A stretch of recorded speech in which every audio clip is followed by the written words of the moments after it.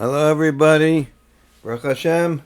We're right now going to go over the Sikh of Parshas Mikeitz from the talks of the Shabbos Parshas Mikeitz, the Shabbos, the sixth day of Chanukah, the first day of Rosh Chodesh Teves, 5752.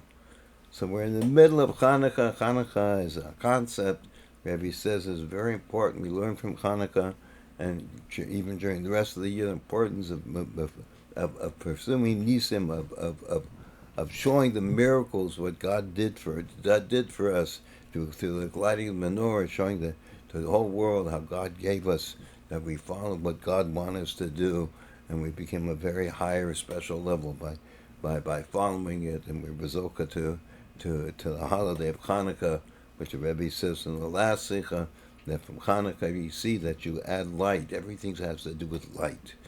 The Rebbe talks about the light. There's the light of essence, the light of godliness has revealed different levels of light. So anyway, so the Rebbe here is talking about that every day we learn from Chanukah that we add from the second day up the whole week we add to it. This means that it gives us that we should add in our Torah service of God and every day, and we can continue. Gives us the koch to add in what we're doing, the good, and bringing down more of the godly light and revealing more Moshiach and bringing the Geula closer and closer every day, and for a whole week. And the whole week represents time, and since that means the whole linear of time is 1 week, so therefore, the Rebbe says this gives the power that we can do this every day, even after Chanukah until the next Chanukah, where we come even to much higher level again. Be that. So in other words, there's very many things, but the whole concept is that we have to bring godly's light, and we have to reveal, the Rebbe says, and talk about and show the miracles that God is doing for us today, and how this and by doing this, it brings it's one of the essential things of bringing the Geula. So we have over here, this is a sticker that Rebbe water I put on the Rebbe bottles, Rebbe 770. That has all the classes that I have, and many other things. Now you can write into the Rebbe standard, many other beautiful things on it. So you can either go Rebbe770.com or you can download Rebbe 770 as an app. So this is a thing that they're talking about. It's very interesting that I started to do this through the Bakram now, which is Chanukah. So I made these kits. This is the Rebbe water, which is a lot of miracles. You go on, you'll see. I have a few videos on it. And then we give out these brochures, which talk about the miracles of the app and tell people what to do. They could sign in. Very special stuff. This is really like bringing the redemption. The water is an amazing thing. It has the spirituality in it. It has everything. It's an amazing thing. I've given it out for years. Please look on the app if you don't know about it. It's one of the most amazing miracles the Rebbe gave us that continues to do work and work. I've done it for more than 30 years. My wife also has done it for more than 30 years. We're only married 3.5 years. And we continue to see more and more miracles. Amazing, reaching spiritual awakenings to curing of cancer, arthritis, all different to people getting married, many different. Okay, so let's go. So now we're going to start over here on the Sikha. Okay. So it says, from the talks of the Shabbos Parshas Mikeitz, Shabbos the sixth day of Chanukah, the first day of Rosh Chodesh Teves 5752. This was translated from Hebrew. Among the unique aspects of the holiday of Chanukah differing from the other holidays, that on all the other holidays, the Yom Tovim, likewise Shabbosos, there is an obligation to have a meal. You have to eat a festive meal, which is comprised mainly of bread and water, as well as meat and wine. Whereas regarding Chanukah, the making of the many meals on these days are voluntary, since these days were not established to be days of feast, of having a Suda and joy. Rather, they were established as a holiday of offering thanks. This holiday we're just thanking Hashem. The main aspect of the holiday is the lighting of the menorah, which is enacted to remind us of the miracle of the oil. And among the reasons for this, that since the miracle of Chanukah is victory over the Greeks who wanted, what did they want to do? They wanted to make them forget your Torah. They wanted that we should forget about God's Torah and take away from the statutes of your will with that spiritual victory, not like the miracle of Purim, that the main aspect of the miracle was the salvation from the decree of Haman opposing the existence of the bodies of the Jewish people. He wanted to kill us. And likewise, the miracle of Pesach, that they were saved from Egypt, who enslaved their bodies, so that it was a physical thing. Therefore, they enacted the remembrance of the miracle not with feasts. Therefore, they enacted the remembrance of the miracle not with feasts and joy connected and denoting to the saving of the body. Rather, he's talking about Chanuka, that we enacted this, that not to have special meals with candles. Well, how do we do this? With candles. And in correlation with the verse, a mitzvah is a lamp and a Torah is light. Let's say this in Hebrew. A ner mitzvah v'torah or. Okay. Now we're at number 2. Seemingly, we may say, when Rebbe says we may say, it's a chiddush. It's something new in the Torah that was never revealed for. Something, a new Torah Shem Moshiach. It's Torah of the Rebbe Moshiach. It's Torah Chadash Meititetse. It's the new Torah that's coming, that we're having right now. Okay, and seemingly, we may say that the unique quality of Chanukah over the other holidays is that not only regarding the physical aspects, feast, and joy, rather also and mainly regarding the spiritual aspects of the holidays. And by way of preference, that even the physical aspects of Jewish people, all the days of the year are spiritual, since all your actions should be for the sake of heaven, and in all your ways you should make him known. And everything we do is godly. We have to be godly in everything. And so even if our eating or drinking, whatever we do is spiritual. As emphasized also in their eating and drinking, and that the bread and the water, the main component of eating and drinking, are an analogy of Torah. So when we talk about this, it talks about what's it mean, how's it come, what's it teaching us? Meaning that eating bread and drinking water, it is clear and felt that they are an analogy for Torah. And if this is so, in the weekdays, so generally we see that eating bread is an analogy for the Torah, because you have to be sustained by the Torah, just like you eat food, and you have to know what to do, and know how to serve God, what Hashem wants from us, and how to do it. And if it's so in the weekdays, on Shabbos and holidays, must certainly to the extent that on Shabbos and holidays, eating and drinking the meals of Shabbos and the holidays is a mitzvah, a sudas mitzvah, a delight of Shabbos and joy of holidays. So everything you do should be godly, in your eating, your drinking, your days in the world. And on Shabbos, it becomes a mitzvah. It's even a higher level.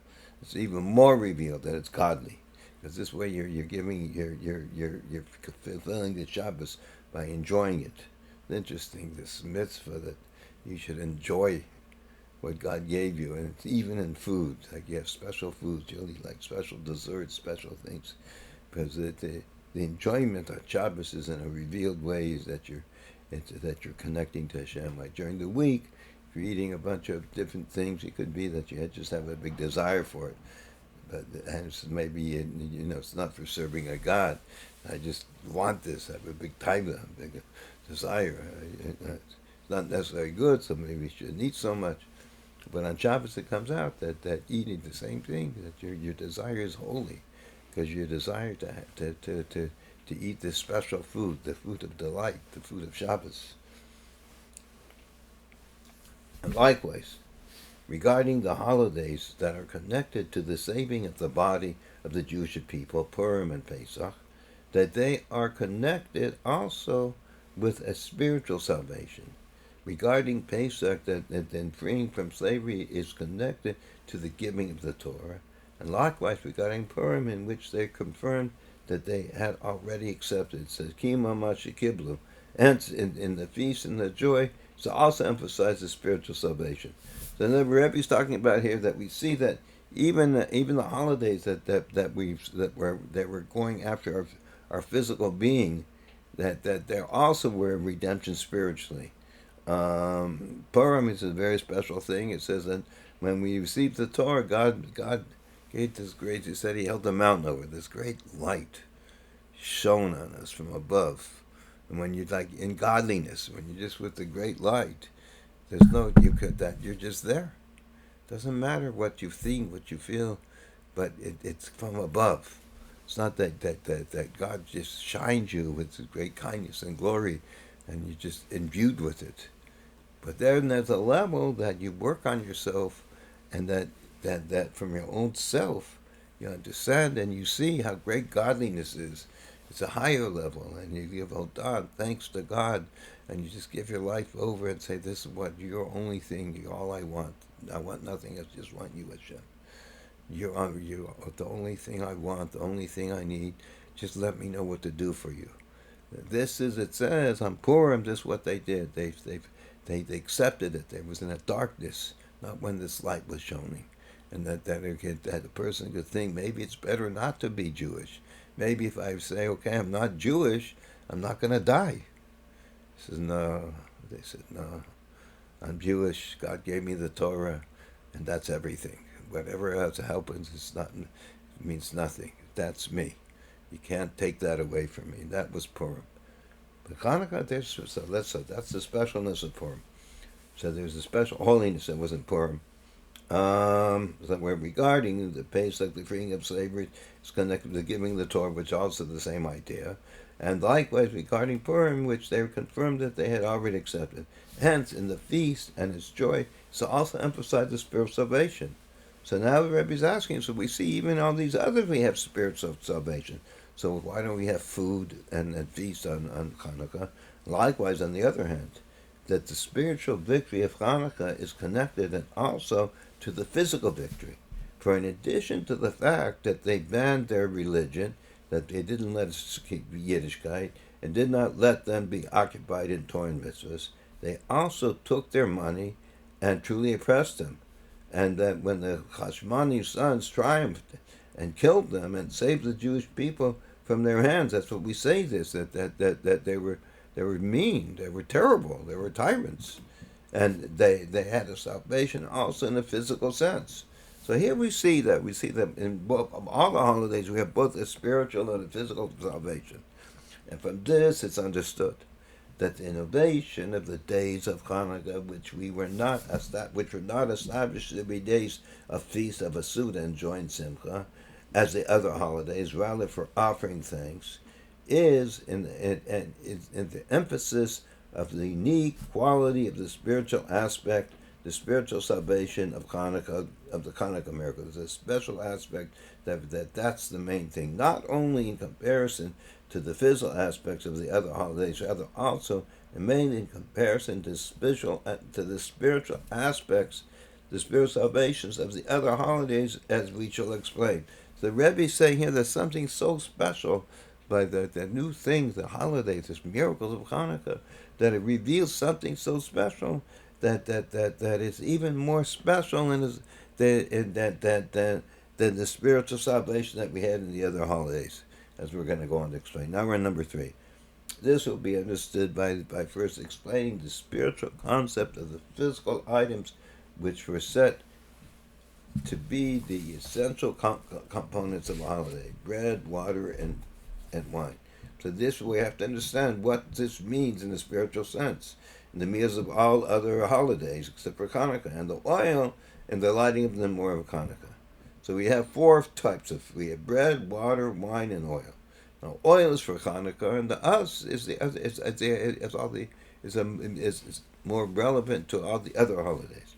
It is known that the level of bread, water, and oil allude to different levels of the Torah. Bread and water allude to the revealed aspects of the Torah, like when you're learning the Chumash, the 5 books of Moses, and you're learning the Jewish laws, how to do, what to do. This is like the bread and the water, how we live ourselves in life. Like when I became religious, a lot of people became religious. The first thing I wake up is I realize I'm a Jew. So I go to the rabbi, and asked the rabbi, what am I supposed to do? I mean, how am I supposed to live my life? Put on tefillin, eat this, eat that. So this is like the revealed aspects.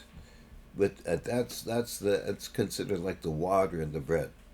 And then alluded to the revealed, that wine alludes to the secrets, concealed aspects, more spiritual in the Torah, and oil alludes to the secrets of the Torah. Oil alludes to the inner essence of the Torah.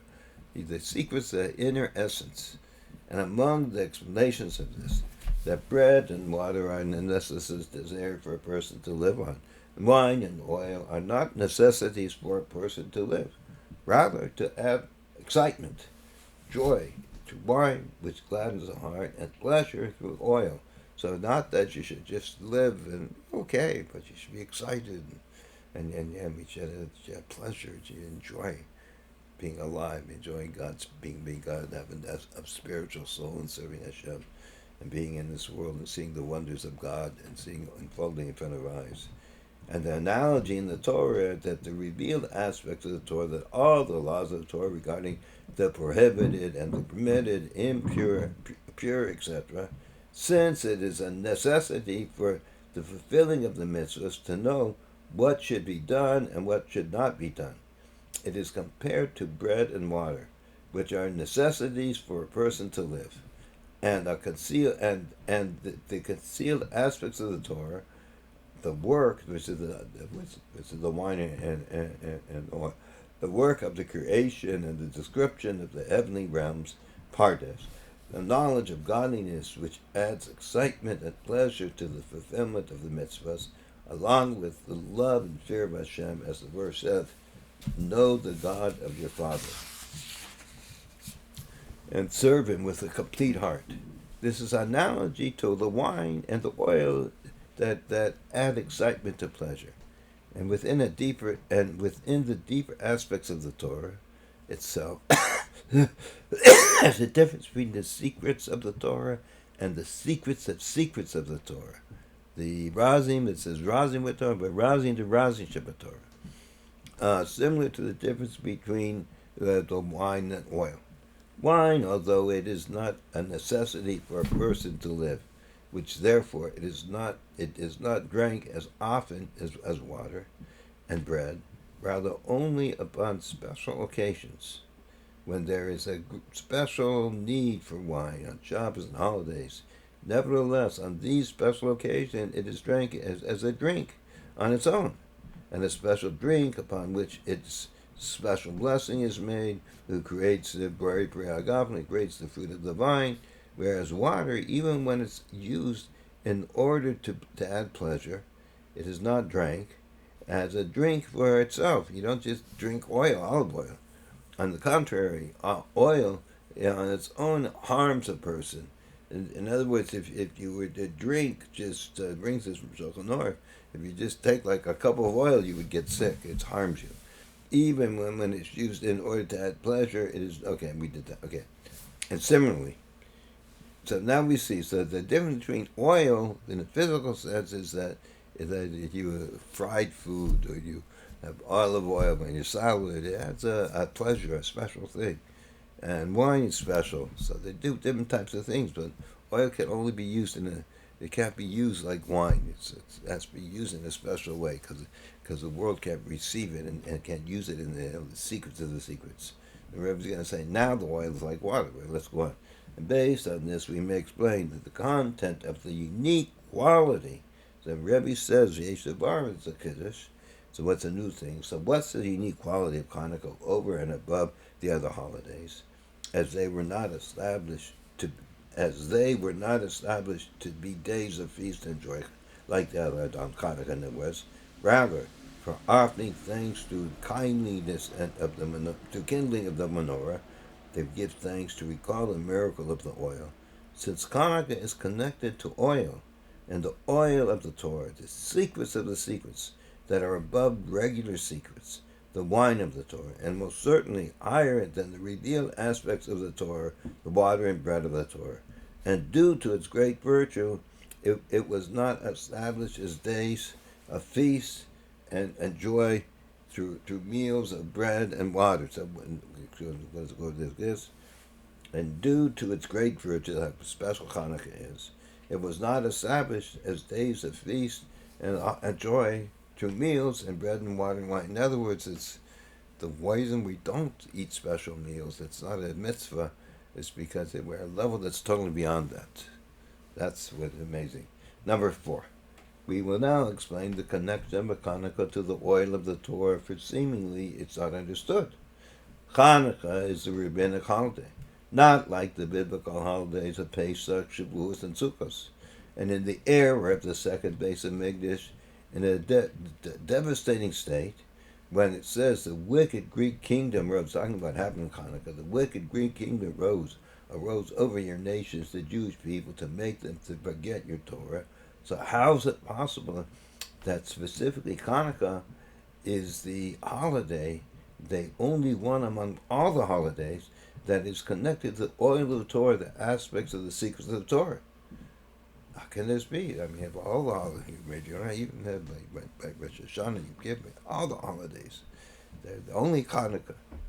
And it's done in a time of darkness, and not in terms of it's from Midrash, it's not from the Torah itself.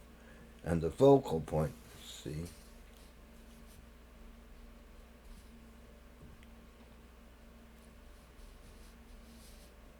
I'm going to go over 26 from a little bit. Blood talks about that talks about that it was talked a lot above that they reveal aspects of the water and bread, and due to its great virtue, it was not established as the days of feast and joy through the meals of bread, wine, and bread, water, and wine. So Rebbe is footnote 26. Note that the Jewish custom, which is Torah, is to eat foods that are made in oil in the commemoration of the miracle of oil.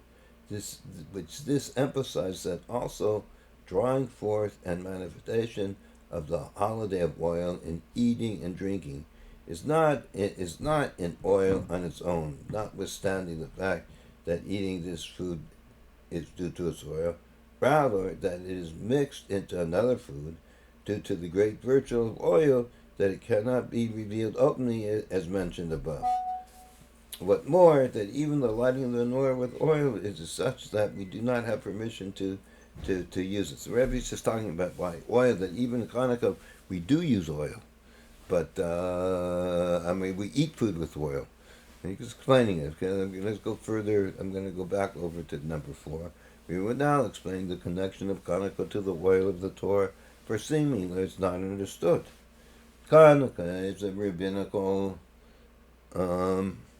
holiday, not like the biblical holidays of Pesach, Shavuos, and Sukkot, in the era of the Second Temple, in a devastating state, when the wicked Greek kingdom arose over your nation, the Jewish people, to make them forget your Torah.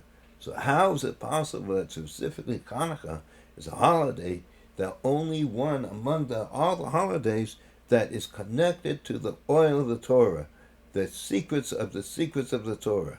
The focal point of the explanation of this is that the order of the revelation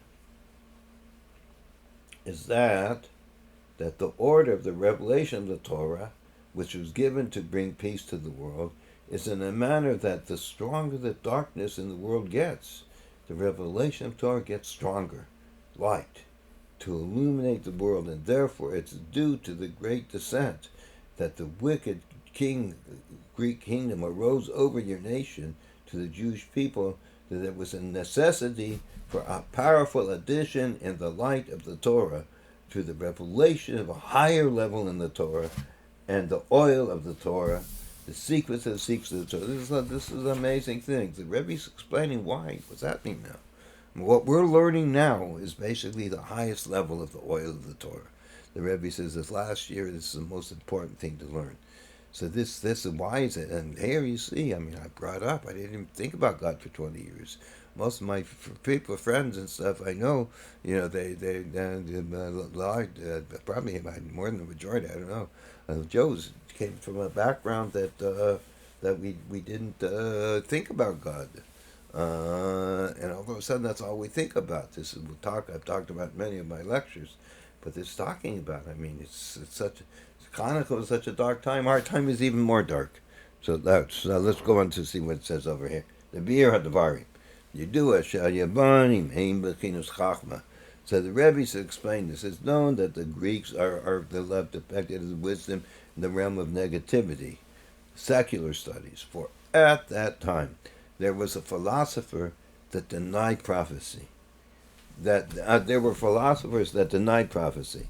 At the time, the Greek wisdom became popular, namely philosophy, and they wanted to overpower the godly Kabbalist wisdom and its fundamental belief to believe in Hashem and His miracles, for it is above and beyond the realm of wisdom and comprehension, and therefore they made all the oil, the wisdom of the holiness impure, and they wanted to make you forget the Torah. So the Rebbe's talking about what happened there is that the Greeks were into the wisdom of the Torah. Wisdom, they saw it amazing knowledge of wisdom, and thought they said this is really amazing. We really love learning it, but it's only made from. But there's no such thing as God. God doesn't exist. It's not godly. And so they want to take the miracles. That's why miracles, maybe, I'm just thinking, was so important this generation. Because we're a generation like Hanukkah, a very dark generation. And the miracles light up the world. That's why it's very important to give out the water and to give people right into the Rebbe and to learn about Malchus, because all of this lights up the world. And it's very special, even special now than ever before, the Rebbe will explain. So he says that they wanted to make you forget the Torah. They made it, and we may say, and they were very smart about it.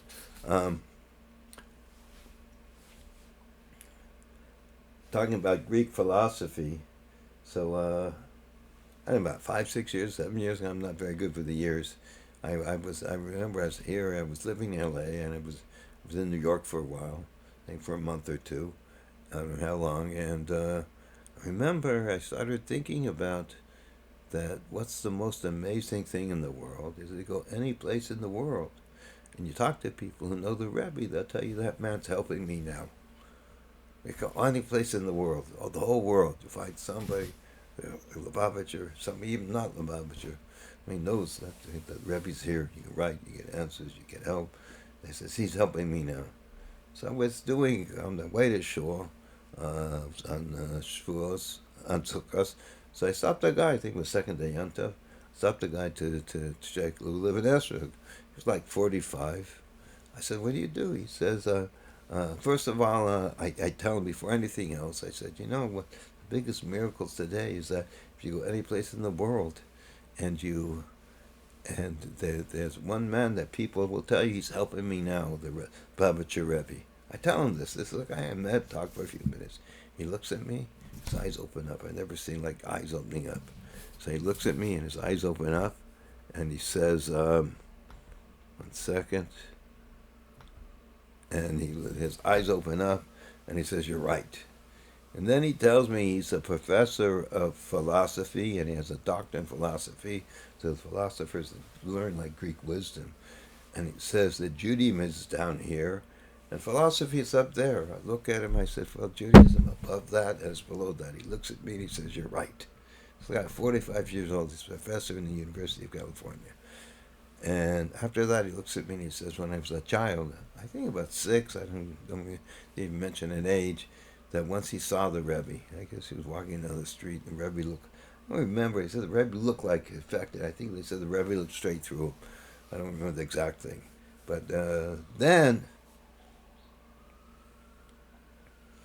now this guy was into Greek philosophy. That's why I'm bringing it up. Then actually, so a couple of days later, I was doing the same thing, telling people, this is a big miracle. So I met a guy this in Pico Robertson, Main Street over there, and so it was by Walgreens over there. So a guy's coming out of Walgreens. He looked religious. I start telling him, talking to him. Ends up he's a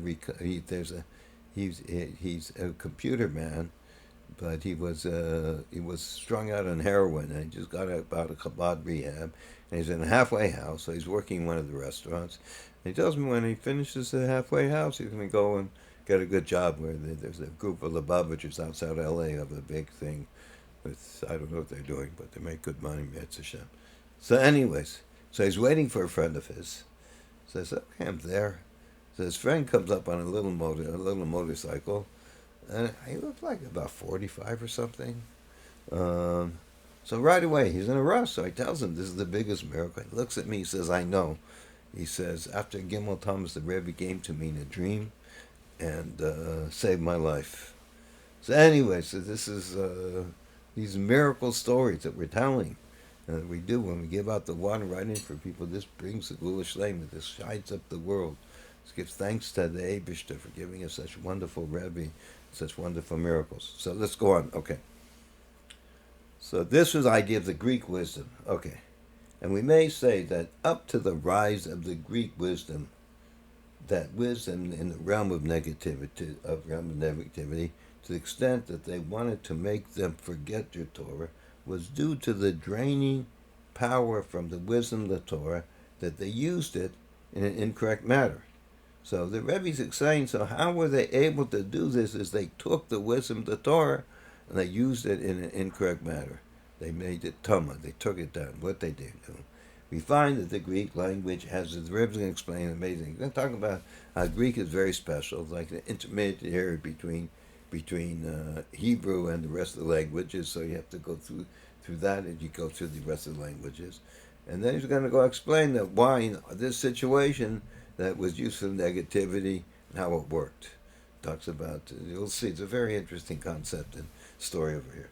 We find that the Greek language has a unique quality, that even the books of the Torah, prophets, and writings, they did not permit to be written in any other tongue besides the Holy Tongue, except for Greek. The verse says, beautify Hashem, O Yefes, and he will dwell in the tents of Hashem.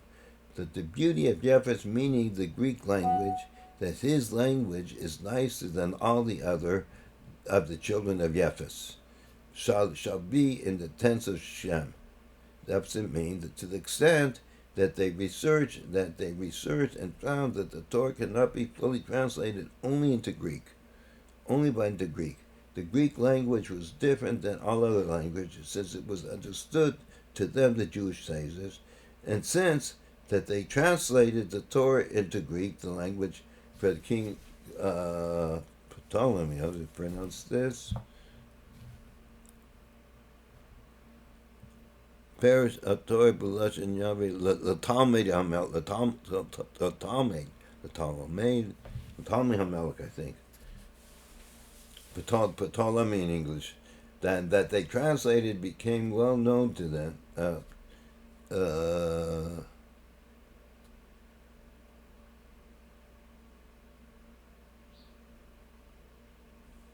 And they translated for this king, that the translation became well known to them, and such that for them that the language was like their own language. It was Hebrew. They really knew to explain and to learn everything in Greek. The sages. That's like now the Rebbe says English is similar. That you can explain right now. We're explaining everything the Torah in English, so it's like an intermediary. The Rebbe says. I think it's further somewhere. I read it. I don't know exactly where. I think it's in this sefer. Nevertheless, that when they wrote the Torah in Greek for the king of Ptolemy, and that it says, and that day was harsh for the Jewish people, like the day that the golden calf was made. The complete opposite of giving them Torah. So the question is, how could this be? The explanation of it is that from the perspective of the virtue of revealing the Torah below, even in the languages of the nations of the world, clearly explained in the 70 nations, the translation into the Greek, in essence, is a good thing. Only that when they wrote the Torah in Greek for the king Ptolemy, that the day was harsh for the Jewish people, like the day of the golden calf was made, since it was done not due to the command of Hashem. Hashem didn't say that, rather due to the request of the king Ptolemy. And he goes, and therefore, And therefore, there was room for it to worry that it would be used afterwards in a not good way, including the opposite of the general concept of the Torah. In other words, that was not done if the rabbi said to do it, if the Rebbe says to translate things in, if they say and they explain so everybody should learn it, then it's good. Then it's positive. Then it's spreading the Torah. But if the evil people do it, and they want to do it to do bad things, to take it and to put it in Tumah and to try and destroy it, like they did, then it's not good. Okay, so then we may, this is what they said, that it was the opposite of the general concept of giving the Torah, but not in a good way. And we may say, the Rebbe says, it's a Chiddush, it's a new thing, that as a result of this came about the decree of the Greeks to make them forget your Torah, that means God's Torah, the Torah of Hashem specifically, as is known, that regarding the Torah, which is a great wisdom and wonderful logic, even the Greeks agreed to this. Everybody saw it's amazing. And being that they were great scholars, they too were amazed by the truly amazing wisdom and the laws of the Torah. They said this amazing stuff, the Torah, unbelievable. They, however, opposed the fact that it was the wisdom of Hashem, wasn't godly. It is against this that they fought, that they used the translation of the Torah into Greek to capture the true amazing wisdom of the Torah, the great wisdom and the amazing logic, in order to make the holiness of the wisdom of the Torah impure, heaven forbid. They took this and wanted to say this is like just nothing. It's not godly. Just there's no such thing as God. So that it will be recognized. So it will not be as the wisdom of Hashem, rather a human wisdom, as the philosophy of the Greeks, which this is the concept that they made all the oil in the heichal impure. This reminds me of a Torah that's somewhat related to this, but related right now. It's something my mashpia, the Biala Rebbe, wonderful man. He told this about it also has to do with the Torah. We see in Parshas Yisro, when he went to Moshe Rabbeinu to receive the Torah, to be with Moshe Rabbeinu, to learn to become a Jew, what Hashem wanted him. It says that why did he go to Moshe? It says because he heard about the Yetziat Yisraelim, the Jews going out from Egypt, and the Melchamas HaMelech, and the war with Amalek. So he says over there, so what's this talking about? He says, what's Amalek? Amalek is questions. It's the same thing like the Greeks that wanted to bring the question, this isn't God. This is nothing to do with God. This is just human intellect. So they're talking about the miracle that happened by the Jews leaving Mitzrayim. So everybody knew it was a miracle. All the Jews, everybody knows the Torah is godly from Hashem. But they wanted to make it so not. They wanted to say that maybe it was just a occurrence from nature.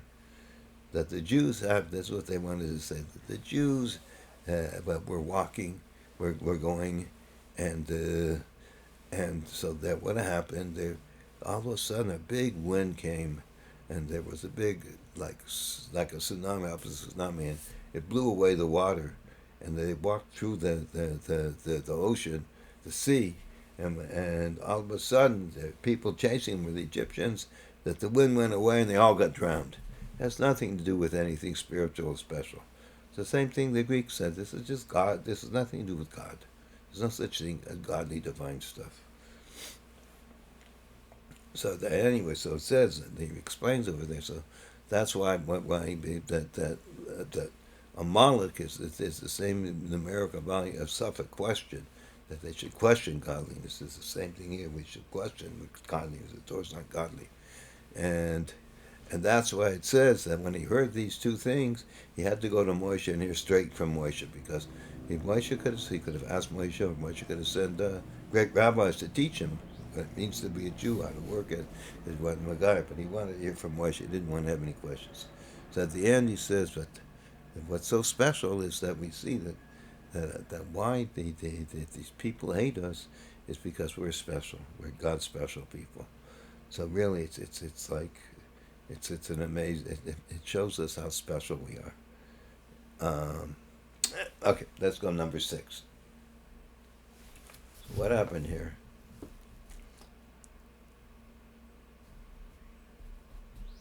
Okay, number 6. The content of the miracle of Chanukah is through the phenomenon of pure oil. They found one jug of oil with the seal of Kohen Gadol intact, and it only had enough oil to light up for one day. That the miracle happened, and they lit.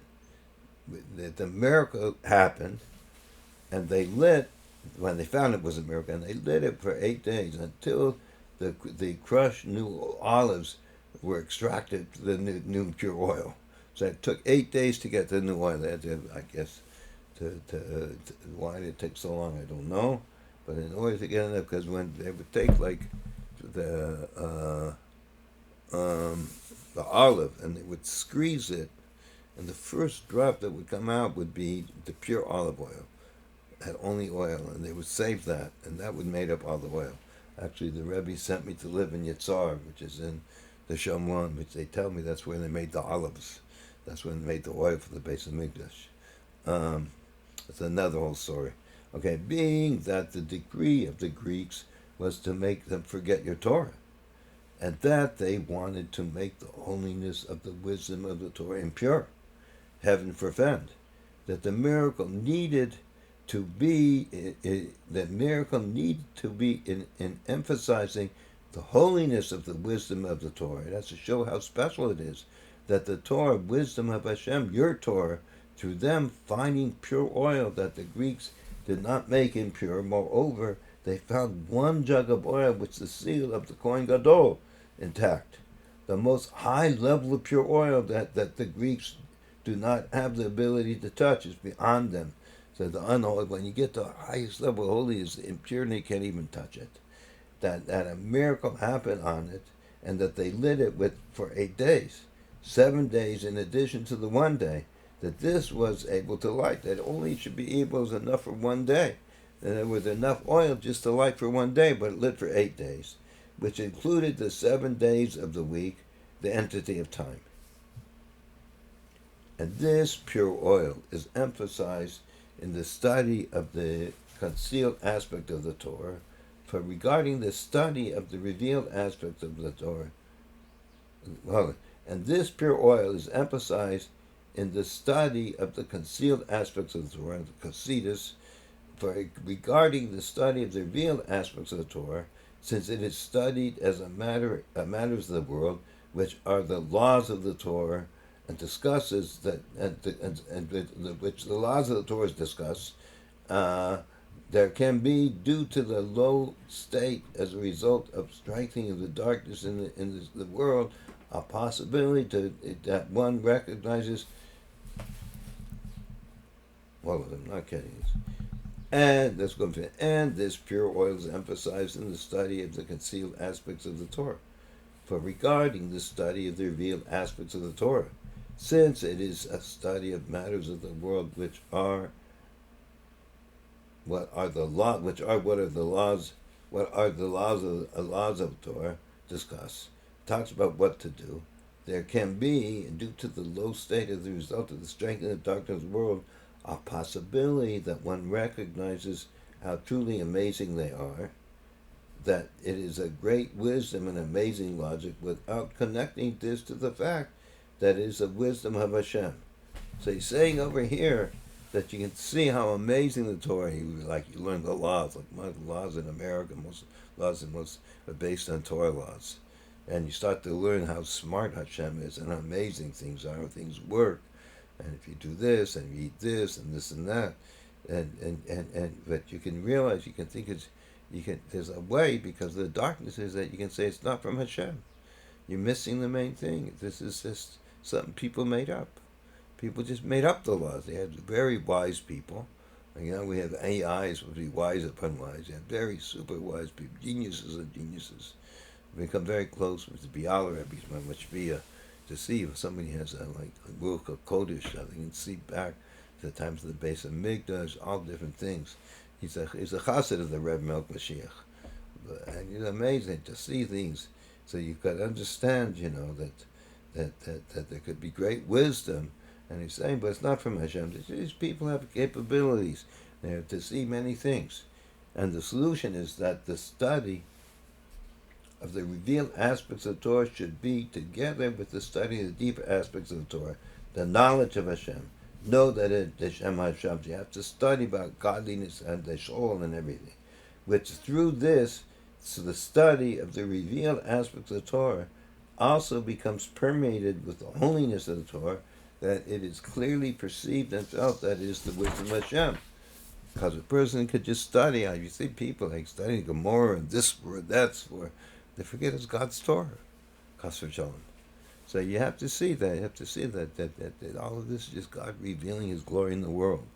And the deeper, and in the deeper aspects of the Torah itself, this concept is emphasized in the oil of the Torah, more than in the wine of Torah. Since, in addition to the fact that oil alludes to the secrets of Torah that are higher than the regular secrets of wine, the wine of the Torah, it is emphasized in oil that is not a liquid for itself. Rather, it is mixed with other foods, and it saturates into everything. And similarly, that the oil of the Torah, the combining, the uniting of the concealed secrets of the Torah, the oil, secrets of the Torah, with the revealed aspects of the Torah, bread and meat, that all of this study of the revealed aspect of the Torah becomes permeated with the holiness of the Torah, with the wisdom of Hashem. And furthermore, and also, in other words, when you're learning this Torah, Rebbe talks about how we're one with God, we're the highest level, there's more revelations than ever before. And you learn this, you start to see it. You start to see, look around and see these people that, that they're just there to serve Hashem, and how special it is. And you just start to feel the godliness, and you can say, you can put Hashem in front of you and feel that He's there. This is by learning the secrets of the Torah. It gives you the life. And furthermore, and also important, that the oil is also a matter that illuminates, oil for illumination, that through it, the luminary of the Torah, the deeper aspect of the Torah, is revealed and shines. And not only in the 4 cubits of a Jew, rather also outside the 4 cubits in the entire surroundings, is emphasized in the light Nor, which was enacted to commemorate the miracle of the oil, that it is a mitzvah that took place at the entrance of one's home on the outside. You're supposed to place it to the outside. In Meir Sharim, you see this in Israel. They say they have these little menorahs that are like in a glass thing. They place it outside by the door to shine up the outside. We don't do it so much here. Maybe, I don't know. Maybe it's dangerous or something. But from when the sun sets until there is no more people walking the market. So that's how long you can put the menorah until the Kali Rigle, the Tamuna, until the Kali Ragle Tamradai. That literally the Talmud people aren't walking until the Talmud people. I know what that is. I get the people who aren't walking anymore. The people who leave. What's this say? Does it explain what it is?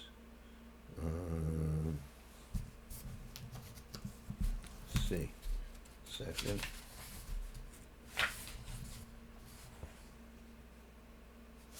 So I think they were the last people to leave the shuk, and even in a time that is dark outside, in the marketplace, which has in it Talmudai.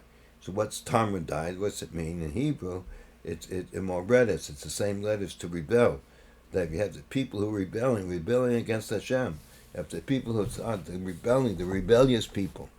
The light of the Chanuka flame affects the illumination. It's a kalya, the rebelling against Hashem, Talmudai. They see this light and they see Hashem and they don't rebel anymore. And so that there will not remain even a foot, a regal, and the last of it, including even a cause or even a cause of a cause, etc., of possibility of the rebellion against Hashem. Moreover, that the light of the Chanukah menorah affects kalos and nefesh. What's it mean? Kalev, that means Kalev is in a good sense that your soul just totally given over to God, and also that's the light, the menorah effectual being, that you see it and you must realize that this is such a special thing that you just totally want to give over to Hashem. It lights you up, and also for the Ragid Damai, which are the lowest levels, that the rebellers, they too should reach the level of Kalev and Nefesh that just give them the whole soul up to Hashem, due to the truly immense light of the oil of menorah, the secrets of the Torah. So, as I say, my mashpia is a Rebbe, amazing guy. Anyways, so one of the stories I remember, this was like maybe 20 years ago or something, maybe more. I remember he used to come to LA occasionally, and it was a Malva Malchus. They told a story. This really reminds me of what we're talking about now. That there was a special king, and this king, besides being very royal, he was also very compassionate. He was totally loved by everybody. I mean, he was just there. He was a servant, really, of the people. He was a real wonderful human being, beyond belief. So he used to go many times, and he was very beloved by the people. They loved him so much. So he used to go to the outskirts, outside boundaries, many times of his country, in order to that everybody should see him. They would make a big parade. Everything would be special, and they were so excited. He would come with his entourage, with his special people, and it was such an amazing thing. I once had a friend of mine on Rosh who said he was in a city where the king came and the whole place sparkled.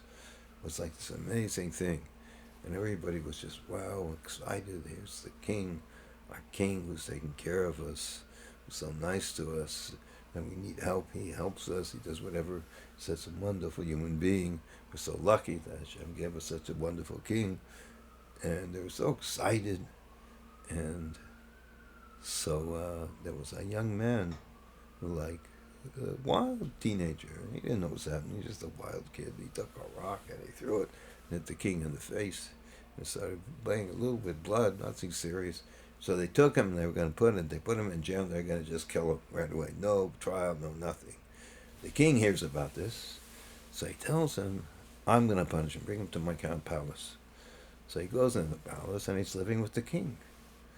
And he's looking around and he sees how special the king is. He said, well, the king is. He's very special. He's getting a little bit upset. And why did he do such a thing? How could he do such a person? Then he starts seeing that he was a really good guy, that the king helped this person, compassionate, helped that. He was, besides being the king, he used what he did to just help people out. He was a wonderful human being. And he just started crying and asked the king to forgive him. And the king says, your punishment is done. So I remember he looked up in Shemayim, and he's Admor. You see heavenly things, amazing stuff. I had another experience, other Admorim. Anyways, and he looks up to heavens, and many with the Red Melch Moshiach the most, but he looks up to heavens, and he says, Hashem, just give us such goodness that we'll just pray, that we just have to listen to you. And this is what the Rebbe is talking about here, that we should see the goodness of Hashem, that even in the darkness and the difficulties, like this boy was in darkness, he was in a gullus, he couldn't see the glory of godliness, the glory of the king, and it was darkness, that he should see that Hashem should just shine with us, His greatness, and that we should all just thank God, Hashem, for everything He's doing for us. Okay, now let's go to number 7. The main and complete revelation of the oil, the secrets of the Torah, with the miracle of the oil of Chanukah, was on the holiday in the month of Kislev that was revealed in later generations, on the 19th of Kislev, when there began the main phenomena of the spread your wellsprings, of the Baal Shem Tov, the Hasidus doctrine of the oil of the Torah outward, even after the decree of the Greeks to make them forget the Torah was nullified, to that emphasize that the luminary of the Torah with the miracle of oil of Chanukah that we were allowed to teach. The order of the study continued, the main study being the revealed aspects of the Torah. For even in the times of the Tanaim and the Moraim, following the destruction of the Beis Hamikdash, the entire Kabbalistic wisdom was hidden in their days and concealed from every Torah scholar, rather only revealed to unique full. In other words, this special Torah that we're learning, only a few people know. It wasn't for everybody. They even kept it quiet and was not known to the public, as stated in the Talmud that even the Rebbe Shimon Bar Yochai said in the Holy Zohar that it was not permitted to be revealed only to him and his friends, and only in the later generations. He's talking about the times about 400 years ago. Times the Rizal is becoming revealed, as the Rizal writes. It is permitted and a mitzvah to reveal this wisdom, including the revelation of concealed aspects of the Torah in the Hasidus teachings through the Baal Shem Tov and the Maggid, and in the Chabad Hasidus teachings in a truly complete manner through the Alter Rebbe, and especially after the 19th of Kislev. So this Torah got, in a way, really revealed in a way, and especially after the 19th of Kislev, that everybody can grasp it. It was not just for a few people. It's for us all. This is the Torah, the light of the light, the Shem of the Torah, the secrets. What's it mean? When you learn this Torah, you get to see godliness. You get to see how special things are, how special people are. It tells you how special you are.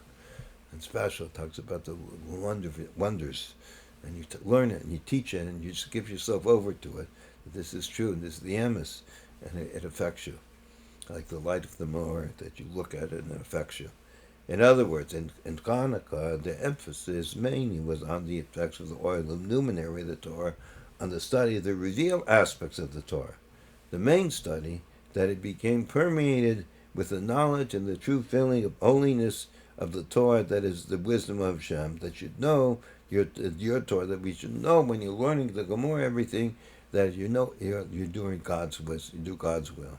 And the innovation of the 19th of Kislev, the complete revelation of the oil of Torah of Chanukah, is that the study of the secrets of the oil of Chanukah becomes significant and vital study, namely not merely a matter of mixing oil, the secrets of the secrets, in a staple food, to reveal that. In other words, you could say that you're learning Torah, but you have to understand that it's from God. So the Torah, and you learn some things, it's like the oil that goes in everything. Rather, that the oil itself, the secrets of Torah, is a staple food, that it vests itself in the comprehension of human intellect, gain sustenance from it. In other words, you can grasp it, you become part of it, you learn how your Rebbe teaches how we're one with God, how it works, and you just give yourself one of the secrets of learning Devar Malchus, and anything, but here it really works. It talks on amazing levels, but you just remember that this is true, this is emes, this is where we're at, and it affects you, it works. That's why it's very important the Rebbe to learn this stuff, because this is the highest Torah ever revealed, the secrets of secrets ever revealed, as the Rebbe emphasized especially the most important time is from the 28th of Nisan on, of 5751.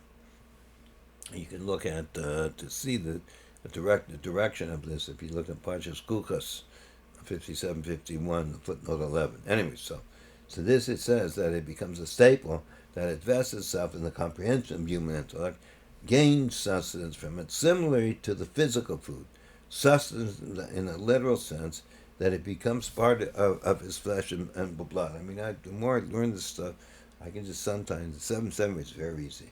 It's because everything's open there.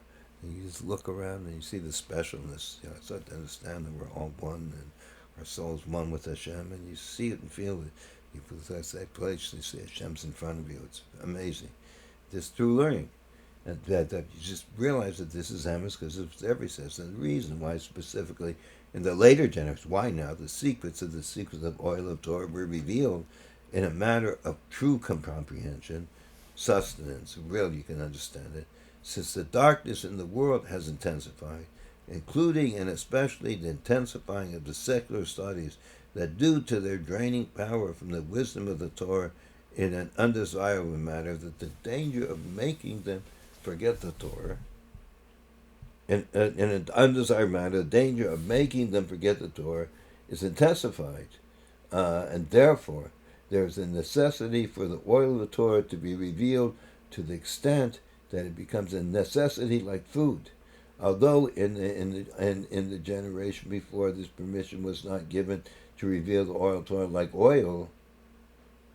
Although in the generations before, not the many generations before, the permission was not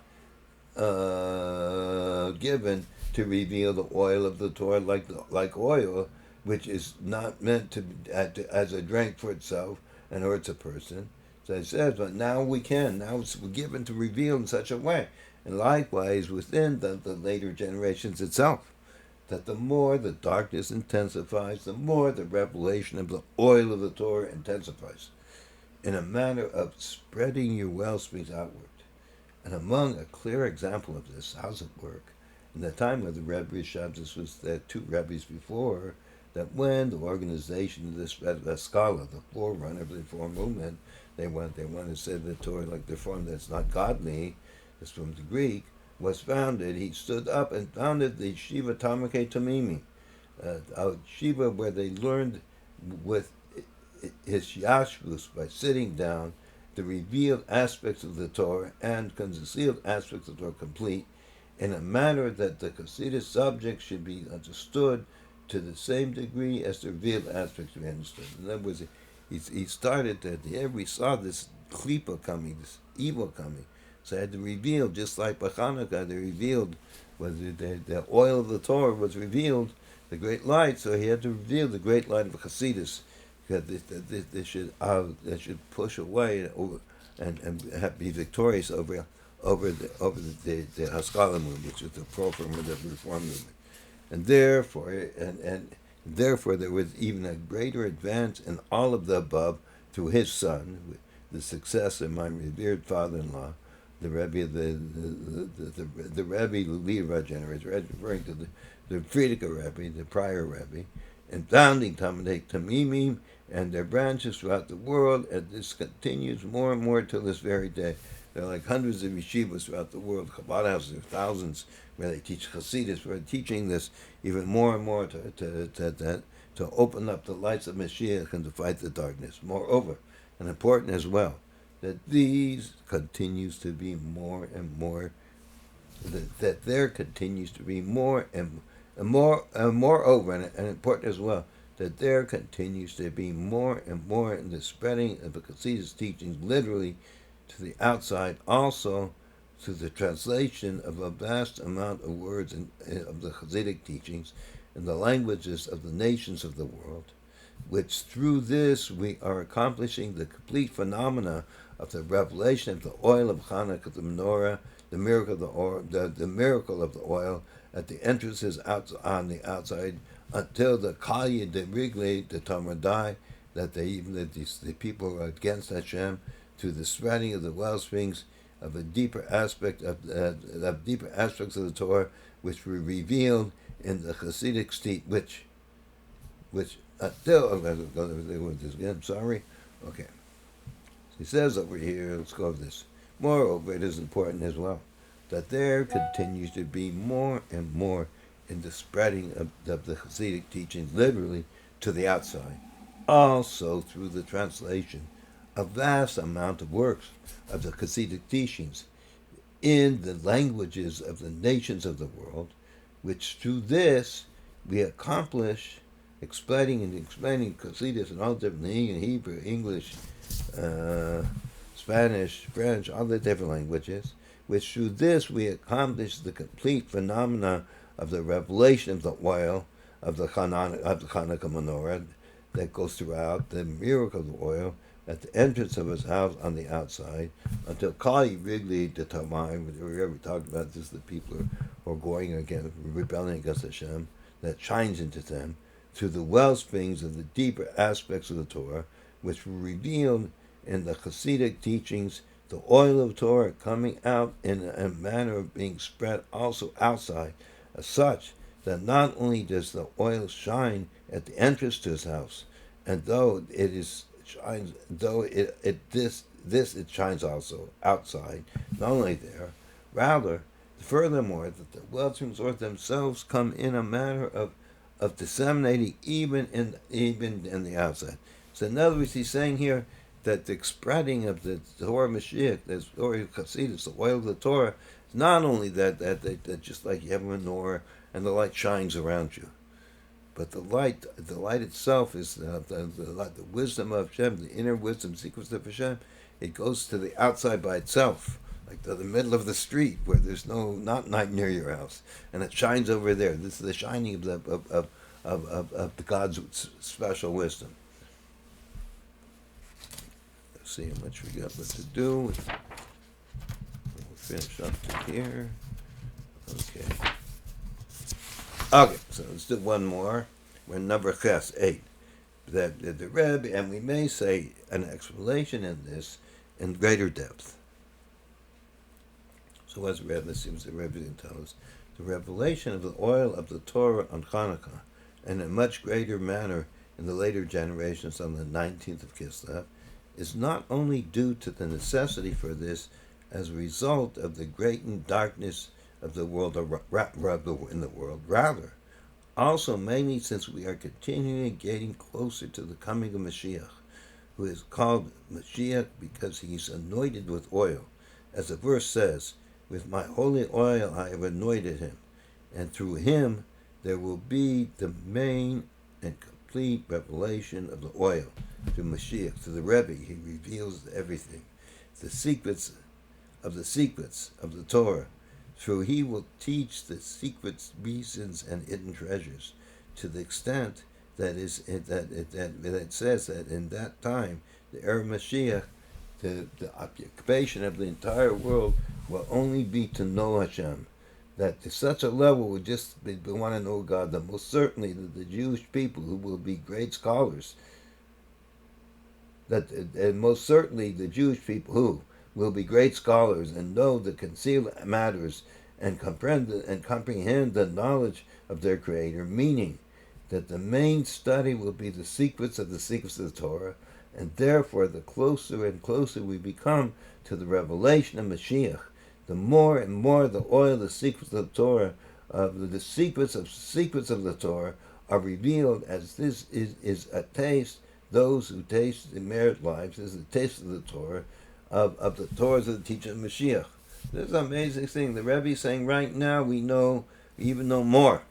We knew now that what is being revealed by the Rebbe is even more and more and more, and it's more than ever before. It's the 78. See what he says. We may say, the Rebbe says, footnote 78, that this is alluded in the precise wording of the Talmud regarding the lights of Chanuka and the menorah.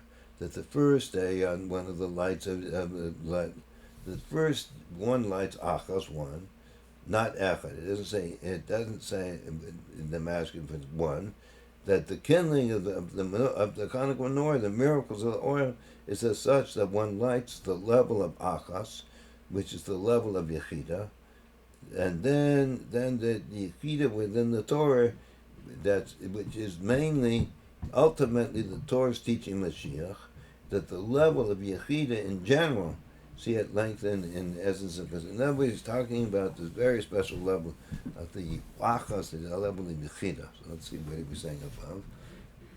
That this is the taste that it says above, that the closer we come to the revelation of Mashiach, the more and more the oil, the secrets of the Torah are revealed, as this is a taste that those that taste the merits life of the Torah teachings of Mashiach. So this we learn more and more the closer we get there. He says in the footnote that why it says achas, one light, because that's the yechida.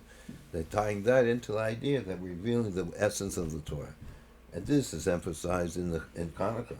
For in addition, skip something, and we may say that the fact that we are coming closer to the coming of Mashiach is also the reason for the brightening of the darkness in the world, that due to the intensifying holiness and intensifying holy and intensifying opposing side that opposes the coming of Mashiach take place, and it is necessary to wage war with the opposition, which this is the phenomenon, as he will fight the wars of Hashem until he wins. Talks about this in Moshiach that he's going to fight and destroy.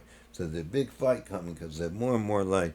Rebbe explains how I understand it that too sometimes that you need. Earlier we said that there was darkness, so you needed more light to light up the world. But there's a darkness, and you try and stick light in it. Now the Rebbe is saying, from what I understand, that everything that the great light is here, and the darkness is trying to cover it over, but the light's already there. It's already being revealed. That's what's revealed in our generation. And this is the emphasis of Chanukah. For in addition to being enacted in a commemoration of the miracle of oil, which is connected to Mashiach, as it has 8 days, 8 flames, which number 8 is connected to Mashiach, who is one of the 8 princes, and the harp in the air of Mashiach will have 8 strings. And similarly, that that even in a greater way, that on the 19th of Kislev, which then we begin the main phenomenon of the spread of your wilderness outside, that the key to the coming of the coming Mashiach, as the words of the King Mashiach, to Baal Shem Tov, in answer to the question, when is the Master coming? When your wellsprings will have spread out. So this is a story that's well known. As it goes for maybe people who've never heard of it, that the Baal Shem Tov, he was the first of the Hasidic rabbis, very special man, and he went up above it, and he says a letter they wrote to his brother-in-law, and he said that he went to the chamber of Mashiach, the Heichal of Messiah, the chamber of Messiah, and asked, when are you coming? So he says, when the wellsprings of your Torah, there's a new Torah, Baal Shem Tov, secrets of secrets, are spread out. And from the revelation of the Hasidic teachings to the Alter Rebbe on the 19th of Kislev. So this years later, that continues to be advanced in this with greater strength in all seven generations of the leaders of the Chabad Hasidim, including especially through the foundation of the Yeshiva Tomchei T'mimin, the soldiers of the house of David, go out to wage the war of Hashem, that go out to wage the war of the house of David, to win those that were the soldiers of the students of Tomchei T'mimin, the soldiers of the house of David, that go out to wage the war of the house of David, to win those that scoff the coming of Mashiach, and to bring the revelation of King Mashiach, who comes from David HaMelech, and especially in our generations, that we have already completed all aspects necessary to bring with the redemption. Everything's done. And it's only necessary to open our eyes and see, here is the King Mashiach comes. The Rebbe's really here. That's what we have to open our eyes and see this. I say this, we did through 8. I'm going to do the rest later, the second class. To do. So the Rebbe basically want to leave with this, that that this is my own parable, through all the work that we had to do, and 1 second, through all the work that we had to do in serving Hashem, all the work. Where was I? I make a parable, like in sports. Like the coach tells people, as people, you got to sleep right, you got to eat proper, you can't go out and party, you got to come to practice because you want to win, and it's hard work to be the champions. But when they come to the championship game, he doesn't tell them that. He says, "Listen, you've done everything. You're champions. Just go out, be yourself." The Rebbe's saying same thing. That we have to realize that we've done everything, and we just got to be ourselves. We just got to be our godly soul, our godly, pure, holy, pure souls that we all are. The Rebbe says that's revealed that every Jew is part of Hashem. We got to be our holy selves, just be who we really are, what we really are, and this is the concept that the Chassidus is teaching us, that how special we are, and when we realize how special we are, then we can go in and just shine and shine up the darkness, and I do it. I try and do as much as I can. I see people throughout the world. I see people doing it, and it's amazing. anyways, so happy Chanukah, everybody. This is the first class. We're going to have another class to finish off the Sikha. Sei gesund, Chi Adanenu, Mar Venu, Melech Mashiach Vet.